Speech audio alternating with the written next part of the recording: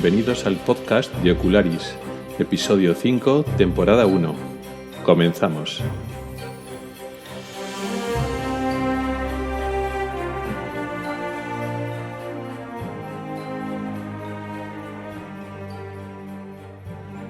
Hola y bienvenidos al podcast de Ocularis sobre salud visual y oftalmología. Soy Rubén Pascual, oftalmólogo y divulgador a través del blog ocularis.es. Este es el episodio 5 correspondiente al mes de mayo del 2017. Hoy nos tocaría hablar de algún defecto de graduación, por ejemplo la hipermetropía o el astigmatismo, que son los dos que nos quedan. ¿Por qué? Porque en el episodio anterior hablamos de la miopía, en el anterior de la vista cansada y en el anterior explicamos las bases del sistema óptico. Pero no lo vamos a hacer así.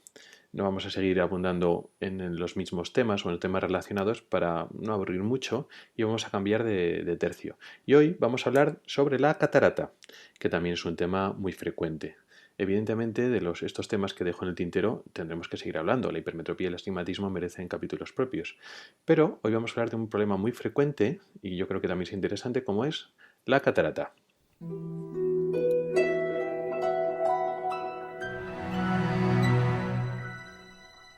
Creo que todo el mundo ha oído hablar de las cataratas.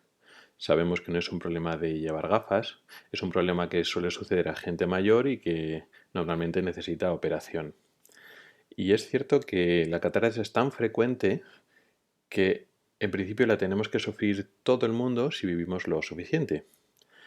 Tiene un impacto fundamental en la salud visual y general, dada sobre todo su frecuencia y que no tiene una solución trivial. Es decir, casi todo el mundo necesita operarse tarde o temprano.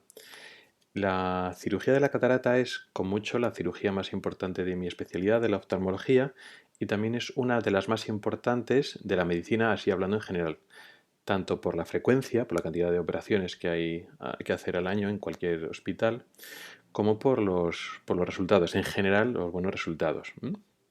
Pero bueno, vamos a ir hablando poco a poco de qué es la catarata.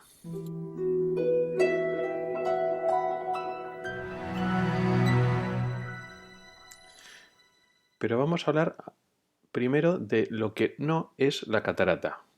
Es decir, vamos un poco a negar o vamos a contradecir algunos de los mitos que hay alrededor de la catarata y luego la vamos a explicar. La catarata no es una telita o una carnecilla o un tejido que crece y se nos pone por delante. Ni se pone por delante del iris, ni de la niña, ni de la pupila, ni tampoco es una telita que crece por detrás del iris, no.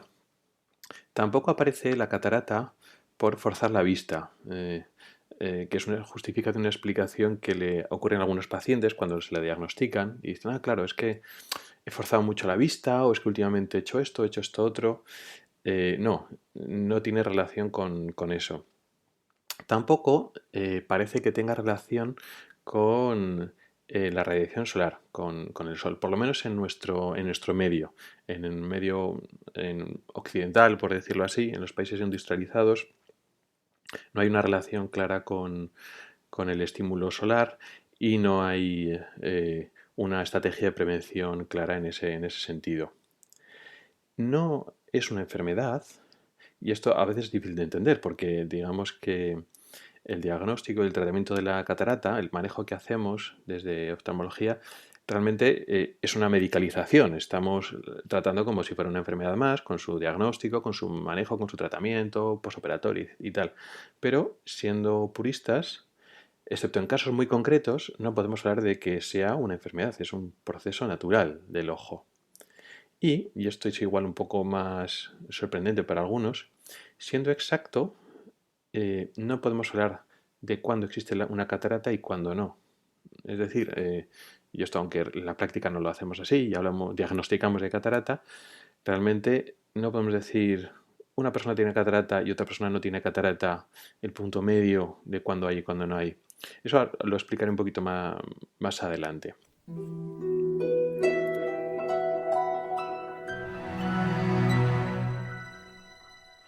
Lo que acabo de explicar ahora más que solucionar dudas, crea más dudas. Así que ahora sí que vamos a explicar qué es la catarata. Para entenderlo, tenemos que remontarnos a los capítulos anteriores donde explicábamos lo que era el sistema óptico y estuvimos hablando de que el ojo tiene dos lentes. Una lente que está en la superficie, en la parte delantera, que se llamaba córnea, y una lente interna dentro del ojo que se llama cristalino. Ese cristalino que tenía capacidad de cambiar la forma para enfocar los objetos cercanos. Este cristalino, que es efectivamente una lente, un objeto curvo con forma de lenteja, tiene que ser lógicamente transparente para que deje de pasar la luz. Pues con el paso de los años ya no es tan transparente. O sea, sufre un proceso de opacificación. Se va produciendo una opacidad más o menos difusa o focal y entonces pierde la transparencia.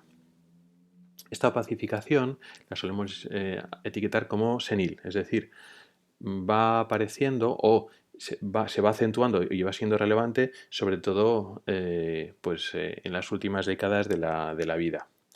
Y aunque aquí no vamos a hablar un poco del tema, no vamos a ser tan específicos, cuando lo diagnosticamos y lo miramos en la consulta con un aparato de muchos aumentos, podemos distinguir varios componentes de la catarata. Es decir, si se opacifica el centro de la catarata, ahora hablamos de una catarata nuclear. Cuando hablamos de que se opacifica la parte más externa, la corteza del cristalino, hablamos de catarata cortical.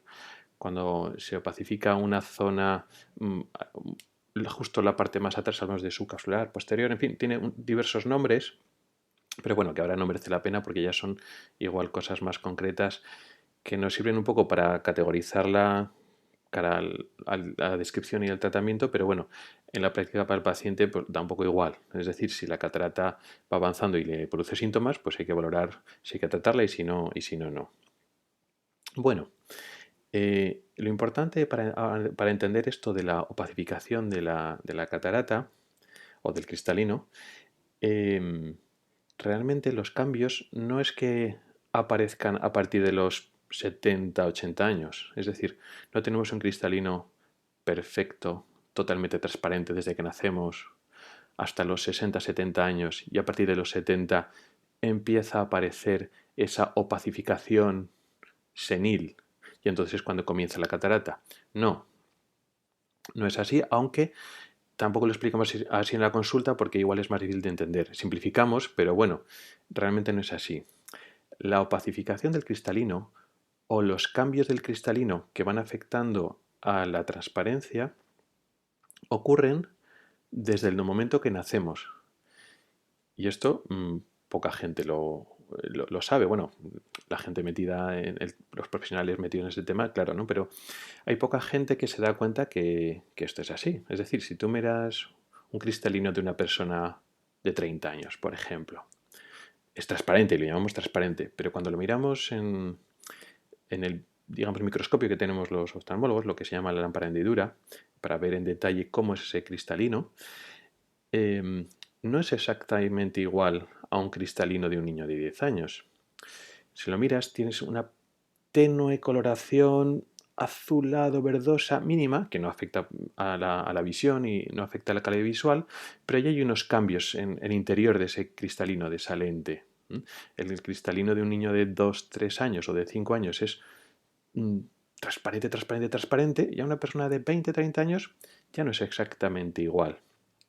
A una persona de 40, 50 años, pues con respecto a la de 20, 30, pues también hay cambios.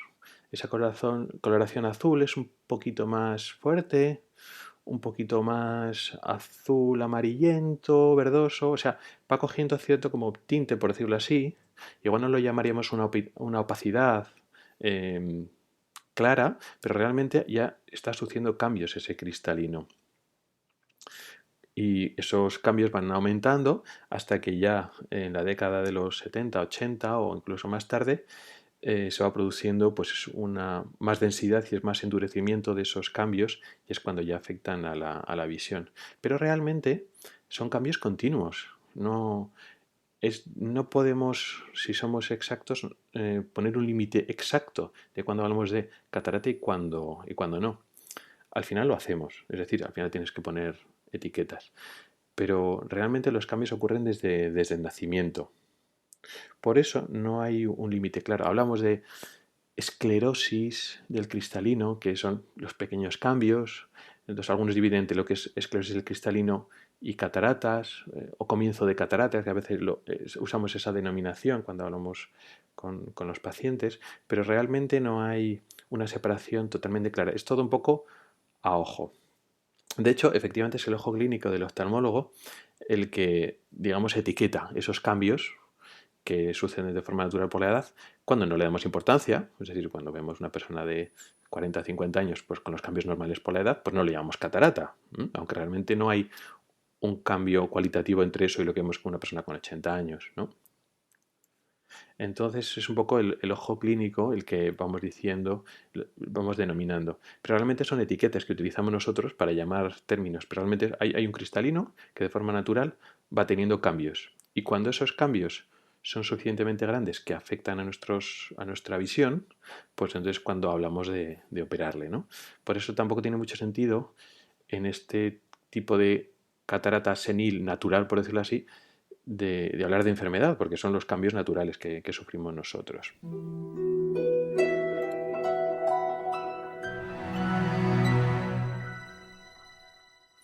Ahora vamos a hablar de las causas de la catarata. Como hemos ido diciendo, la causa más importante es, por supuesto, la edad. La catarata natural, la catarata senil, lo que hemos dicho que no es una enfermedad, pues nos va sucediendo a todos y eso ocurre pues con los años. Desde que nacemos se empieza a cambiar o ir modificando su transparencia, hay cambios en las proteínas de ese cristalino y llega un momento dado, normalmente no antes de los 60-70 años, normalmente, que eso puede empezar a dar síntomas. Sin embargo, hay una gran variabilidad individual. Es decir, dentro de este concepto de catarata, digamos, natural, lo que vamos a sufrir todos, hay algunos que les aparecen antes, otros que les aparecen después, sin que tampoco veamos un motivo claro. Sí que debe haber algún tipo de eh, relación genética. Parece que hay gente que tiene cataratas, familias que tienen cataratas más jóvenes y parece que eso se heredan, y otras personas que pasan más años hasta que esa catarata avanza lo suficiente como para que merezca la pena intervenirla. Aunque la causa más frecuente es la edad, también hay enfermedades que de por sí producen cataratas o aceleran lo que sería la catarata senil, es decir, contribuye a la propia edad para acelerar la catarata. Como más frecuentes, bueno, pues la miopía, sobre todo la miopía alta, no en todos los casos, pero sí que puede hacer que aparezca la catarata antes. Igual con 50 o 60 años ya empieza a aparecer ciertos cambios que en otras personas ocurre más tarde. Otras causas muy frecuentes, la diabetes. En nuestro medio la diabetes también es una causa muy importante de catarata, digamos, precoz. Y también hay unas enfermedades metabólicas muy concretas que pueden producir cataratas de forma mucho más precoz, incluso en jóvenes, incluso en niños. En otros medios, en otros países existen problemas carenciales que producen cataratas, es decir, déficits de nutrición, incluso algún tipo de enfermedades infecciosas que sí que producen cataratas, de tal forma que, por ejemplo, en el tercer mundo, países pobres, donde, por ejemplo, se hacen campañas de, de personas, de oftalmólogos, que van allí a operar gracias a la colaboración solidaria de organizaciones no gubernamentales, bueno, pues las cataratas que encuentran para operar son mucho más avanzadas, mucho más densas en personas relativamente más jóvenes. Y aunque no se ha estudiado exactamente porque suele ser un compendio de diferentes factores, se piensa que las condiciones nutricionales tienen un factor importante en ese medio. Hay otras causas que producen cataratas, como por ejemplo son las radiaciones, como los rayos X, y otro tipo de radiaciones, quizá en el ámbito industrial, en el ámbito médico, que pueden producir cataratas, aunque bueno, esto por suerte con las medidas de protección laboral cada vez son más infrecuentes. Y aunque no igual es el objetivo de hablar de ello, también hay unas cataratas especiales que son las cataratas congénitas infantiles, que es un poco igual más sorprendente. Siempre lo hemos asociado a las cataratas a la gente mayor, pero existen niños que nacen con cataratas o cataratas que se desarrollan pues eso, durante los primeros años de vida. Que eso, bueno, requiere un manejo más complicado. Conviene repasar las causas que se han asociado a lo de las cataratas y que realmente no la producen, por lo menos en nuestro medio. Lo que he dicho antes del sol, la radiación solar, en nuestro medio, pues con la exposición que tenemos en nuestros países, en los países templados y con nuestro estilo de vida, no se ha demostrado que realmente produzca cataratas. Quizá una exposición excesiva puede ser que sí, pero bueno, realmente no hay unas profesiones de trabajar el aire libre en nuestro medio que se asocian a más cataratas claramente, ni que el uso de gafas de sol protejan, o sea que eso igual lo deberíamos descartar. Tampoco, que también ahora se ha puesto de moda, pues el uso de dispositivos electrónicos, ¿no? Lo hemos hablado en algún otro podcast, que se ha ido demonizando de que los dispositivos electrónicos que se estropean la retina, que se produce miopía, todo eso ya sabemos que no es cierto. Bueno, pues también se le ha intentado achacar al tema de las cataratas. Y tampoco, eso ni mucho menos, porque si ya el sol, que es mucho más, digamos, energético, tiene más, la radiación solar es mucho más energética y tampoco se ha demostrado claramente, pues la luz artificial, como la de las pantallas de ordenador, de tablet, etcétera, y que es mucho más energética, pues tiene mucho menos razón, por supuesto.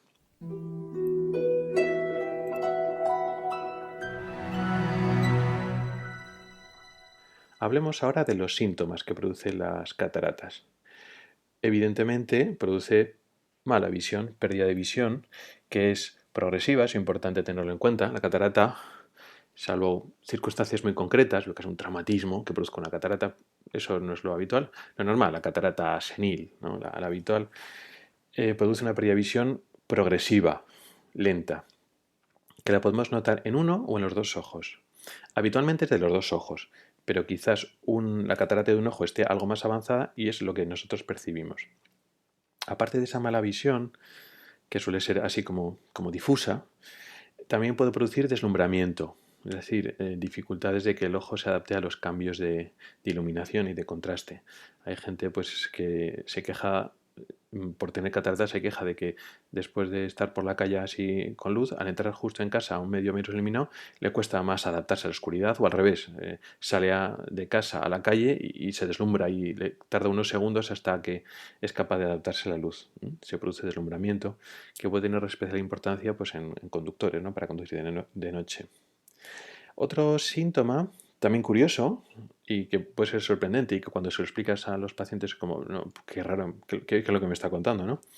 Hay gente que viene contenta y feliz, no porque vea mal, sino que viene contenta que gana visión. Gente pues eso, igual con 70, 80 años, que está contento y feliz porque ya no necesita las gafas para ver de cerca. Antes veía mal, de cerca, pues por la vista cansada, y ahora, pues para ver de cerca, ve bien. Bueno, pues eso puede ser un síntoma de la catarata. ¿Por qué? Porque la catarata, aparte de que puede producir pérdida de visión así global en lejos en cerca, que puede ser antes o después, produce una miopización. Es decir, puede producir, no en todo el mundo, pero es habitual que produzca algo de miopía. Lo que estuvimos hablando en el podcast. Pero esto es una miopía adquirida más tarde. Entonces los miopes pueden, lógicamente, pierden algo de visión de lejos, pero puede que eso el paciente no lo perciba demasiado, pero ganan visión de cerca. Mejor dicho, son capaces de enfocar los objetos cercanos sin la ayuda de las gafas de cerca. Entonces, esa pérdida de visión de lejos el paciente no la percibe, no le está alterando su vida, pero sí que nota que para hacer sus tareas de cerca ya no depende tanto de las gafas. Entonces está contento porque se maneja mejor y es por esa miopía. Entonces puede ser un signo de cataratas. Pues más síntomas. Esos son los síntomas habituales que lo tiene la mayoría de la gente.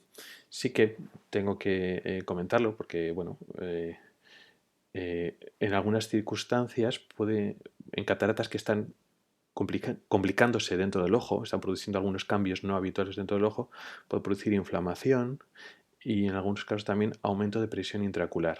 Esto es excepcional y en esas raras circunstancias es cuando hay una indicación médica más o menos preferente o incluso urgente para operar una catarata. Esto ya comento que es rarísimo, es excepcional y entonces la decisión de operar una catarata o no suele ser más bien electiva. Es decir, la catarata es un proceso natural, la catarata en el ojo está ahí bien, no está causando problemas. El problema lo tenemos nosotros porque podemos ver mal.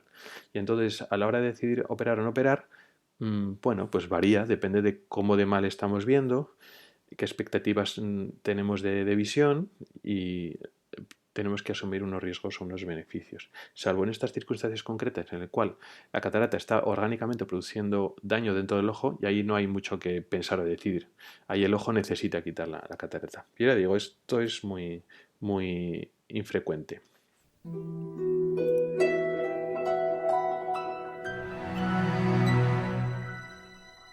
Y por último tenemos que hablar del tratamiento. Ya hemos ido adelantando que el tratamiento es la cirugía, la operación.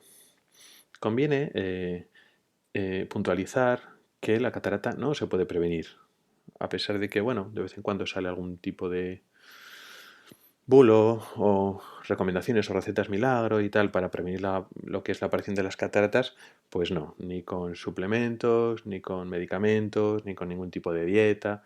No, no se conoce una forma de prevenir lo que es la catarata, la normal, la senil, ¿no? Otra cosa es una catarata de causa metabólica, por ejemplo, la diabetes, pues lógicamente, pues si controlas mejor la diabetes y vas a una dieta para controlar tu enfermedad, pues sí, claro, la catarata la está previniendo, pero es una catarata secundaria a una enfermedad. Pero la catarata, la normal, la senil, la natural, no hay un tratamiento y una forma de prevenirla que haya demostrado que sea eficaz. Tampoco se puede tratar con medicamentos, es decir, una vez ya tienes la catarata, no se reduce esa opacidad de ninguna de las maneras. No hay un tratamiento médico conservador. El tratamiento es quirúrgico sí o sí. ¿Y cuál es el tratamiento? Pues la cirugía de la catarata consiste en extraer la catarata, es decir, el cristalino que se ha opacificado, lo tenemos que sacar, eliminar del ojo. ¿Qué pasa? Si sacamos el cristalino del ojo, el ojo le falta una lente. Es decir, lo necesitamos una lente para funcionar. Si no, los ojos si le quitamos una catarata y no sustituimos esa lente natural con una lente, digamos, artificial que haga las veces de cristalino, ese ojo habitualmente se quedaría con una graduación muy grande, que eso, bueno, pasaba hace bastantes décadas, cuando no se habían desarrollado las lentes intraoculares, pero ahora ya casi nadie que se opera se queda sin lente intraocular, por lo menos en lo que es la cirugía habitual normal de los ojos sanos.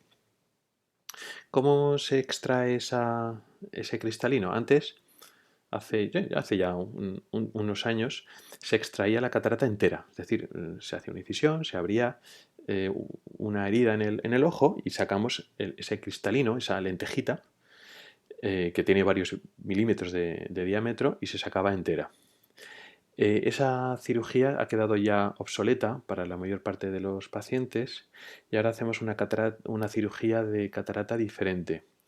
De manera que metemos unos instrumentos muy pequeñitos dentro del ojo, con lo cual las incisiones, las heridas son mucho más pequeñas. Actualmente el tamaño de la incisión grande, hacemos dos incisiones, una grande y otra pequeña normalmente, o dos incisiones más o menos simétricas, y el máximo del tamaño de esta heridita, de esa incisión, está en torno a 2,4 milímetros, 2,2, 2,7 quizás, en cualquier caso menos de 3 milímetros, una incisión muy pequeñita. Y muchas veces, la mayoría de las veces, no hace falta ni siquiera suturar, ni siquiera coser. Esa incisión se cierra sola sin coserla. Y, claro, lógicamente por ese agujerito tan pequeñito no cabe la catarata, que es mucho más grande. Entonces lo que hacemos es romperla, trocearla dentro del ojo y la sacamos a cachitos con una especie de aspirador, para que nos entendamos, ¿no? Es igual un poquito más complejo, pero un poco esa es la idea. Y para trocearla y partirla dentro del ojo, porque la catarata normalmente tiene cierta dureza, cierta consistencia, porque esa opacidad, ese proceso en el que el cristalino se convierte en catarata, no solo el cristalino se hace opaco, sino se hace denso, se hace duro, se condensa el calcio en esas proteínas y entonces se endurece, con lo cual hay que partirlo. Y a veces no es tan fácil partir un objeto duro dentro del ojo. Para eso, el aparato que mete dentro del ojo usa un recurso físico que son los ultrasonidos. Es decir, emite pulsos de ultrasonidos que lo que hacen es romper esa catarata. Esa es la técnica que es el gold estándar, o sea, la técnica estándar que se usa en nuestro medio, que es la cirugía con ultrasonidos, lo que se llama facoemulsificación. Vale. Cuando entramos dentro del ojo y la rompemos en cachitos, la catarata la rompemos, pero el estuche que sujetaba la catarata en su sitio no lo comemos, no nos lo rompemos y lo quitamos, no. Digamos, troceamos la catarata dentro de su estuche, de su cápsula, limpiamos toda la catarata, pero esa funda transparente, esa cápsula, la dejamos dentro del ojo intacta. Y dentro de esa funda colocamos una lente artificial, una lente intraocular que hará las veces de cristalino, para que luego después el paciente se quede con poca graduación, incluso a veces no necesite gafas para ver o de lejos o de cerca. Antes de hablar de la lente, que quiero dedicarle un par de minutitos a ello, conviene hablar de una nueva técnica que está intentando imponerse, o por lo menos se está publicitando bastante desde hace no muchos años, que es lo que se llama láser femtosegundo. Tiene así un nombre un poco raro, que se usa en varias cosas en oftalmología, pero bueno, ahora vamos a centrarnos en la cirugía de la catarata con este tipo de láser.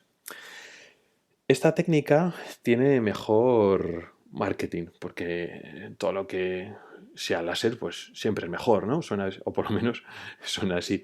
No tiene por qué ser así, pero bueno, vende mucho mejor una cirugía láser de cataratas que una cirugía con ultrasonidos.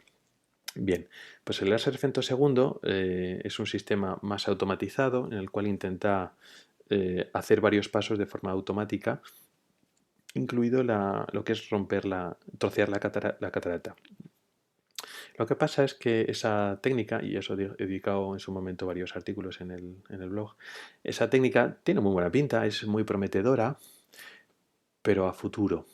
Es decir, la técnica no ha avanzado lo suficiente como para que sea muy exacta, es decir, tiene fallos, es más incómoda para el paciente y no puede todavía con las cataratas que son más densas, más duras. Es decir, actualmente la técnica actual con ultrasonidos lleva varias décadas, los oftalmólogos cirujanos están muy entrenados y los resultados con ultrasonidos y un cirujano entrenado son claramente superiores a la del láser femtosegundo. Precisamente las cataratas que son más duras, que son más complejas para la técnica normal de ultrasonidos, que podría en esos casos una nueva técnica dar un aporte adicional, es decir, pues con la técnica normal, la verdad es que van bien, vale. Las cataratas que son muy duras se puede complicar un poquito más. Si hubiera una nueva técnica que afrontara mejor eso, bueno, pues igual en ese momento sería una buena alternativa. Precisamente las que son más duras, que son un poco más difíciles con ultrasonidos, son las que peor van con la nueva técnica del láser, con lo cual pues tampoco está aportando mucho. ¿Qué puede ser el futuro? Puede ser. O el láser femtosegundo o alguna otra técnica automática que corte y rompa de forma automática, probablemente sea el futuro y probablemente sea un sistema por ordenador o inteligencia artificial el que finalmente sustituya al cirujano. Y eso será bueno. Cuando los sistemas automáticos sean más precisos y tengan menos errores que un humano entrenado, pues será un avance en la técnica sin duda. Pero no estamos en ese punto. Esta técnica deberíamos todavía considerarla experimental o casi experimental. En cualquier caso, con la tecnología que hay ahora los resultados son peores, inferiores a la técnica convencional. Con lo cual, aunque, bueno, lógicamente, pues las empresas que están vendiendo estos aparatos, pues están utilizando todas las herramientas de marketing para vender que es mejor y tal y cual, pues todavía no. Pero bueno, en un futuro pues ya veremos, ¿no? Pero bueno, dejamos un poco lo de la técnica y quiero hablar otro poquito más sobre las lentes intraoculares. La lente intraocular es ese cristalino artificial que vamos a meter casi siempre, sí o sí, para sustituir ese cristalino. Esa lente intraocular conviene explicar, porque a veces los pacientes tienen miedo. Son lentes estables, que no se van a mover y se quedan bien dentro del ojo. A veces, y la culpa a veces es nuestra del oftalmólogo, y bueno, le vamos a poner una lentilla dentro del ojo. Y uno piensa una lentilla, es una cosa así que se mueve, que se puede caer y tal. No, o sea, una lente de contacto, una lentilla, pues es una lente, y una lente ocular es una lente. Es decir, el concepto físico es el mismo, pero son lentes fijas que se quedan estables dentro del ojo y por estornudar y por frotarse un poco el ojo, pues no se va a mover, eso ya queda fijo después de un par de semanas de la operación, eso ya no se mueve.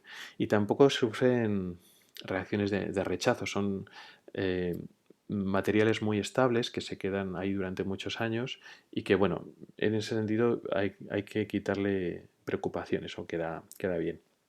Las lentes habituales, las que se ponen normalmente, son los que se llaman monofocales. Es decir, tú haces el cálculo, pones la lente dentro del ojo y entonces hay una distancia que normalmente es para lejos, en lo que intentas que el ojo se quede sin graduación de miopía o de hipermetropía. Es decir, aprovechando que ya operas y que vas a hacer un ajuste al poner una lente dentro del ojo, aprovechas y si el paciente tenía miopía o hipermetropía, pues normalmente lo reduces o incluso la eliminas esa graduación. Con lo cual el paciente muchas veces ve muy bien de lejos o de cerca, normalmente de lejos. Eh, el cristalino, lo mismo que ha perdido la capacidad de enfoque de lejos y de cerca con la vista cansada a partir de los 50, 60 años, con este tipo de lentes, con las monofocales, con las habituales, no tiene capacidad de enfoque, es decir, son fijas, tiene un enfoque a una distancia, con lo cual si ha quedado bien para lejos, normalmente necesitará gafas de cerca, pues como antes, o gafas progresivas. Luego después hay una alternativa que son las lentes multifocales, que son lentes que tienen, digamos, el enfoque de lejos y de cerca. Digamos, es el concepto de gafa progresiva, por decirlo así, pero dentro del ojo. La forma de construcción de las gafas es diferente, pero bueno, esa es un poco la idea.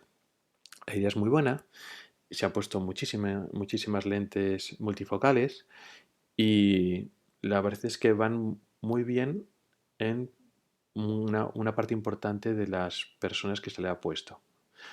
Todavía el resultado óptico no es perfecto y no están indicadas para todo el mundo porque tienen algunos síntomas visuales en algunas personas. Entonces no son lentes para todo el mundo. O la gente con una exigencia visual especialmente alta y que no le importa llevar gafas, porque la ha llevado siempre, a veces no son unos buenos candidatos. Algunas otras personas que no tienen tanta exigencia visual o que se van a adaptar bien a pequeños efectos secundarios de las... Bueno, pequeños no tan pequeños, depende, ¿no? Pero bueno, en pequeños efectos secundarios de estas lentes, como halos, como destellos, incluso algún deslumbramiento, el que se adapta bien a eso, pues suele estar contento, porque no depende de las gafas de cerca o de media distancia. Pero yo digo que no son lentes para todo el mundo, hay que estudiarlo bien. Este tipo de lentes intraoculares no se ofrecen en la sanidad pública, sino que es una variante de la sanidad privada en general. Hay algún hospital público que creo que está probando con ello, pero no es generalmente utilizado en el sistema sanitario público. Y por último, existen otras lentes que corrigen el astigmatismo. Antes he hablado de que al poner la lente dentro del ojo se corrige la miopía o la hipermetropía, pero no he hablado del astigmatismo. Pero también hay lentes que corrigen el astigmatismo, que eso es otra alternativa más.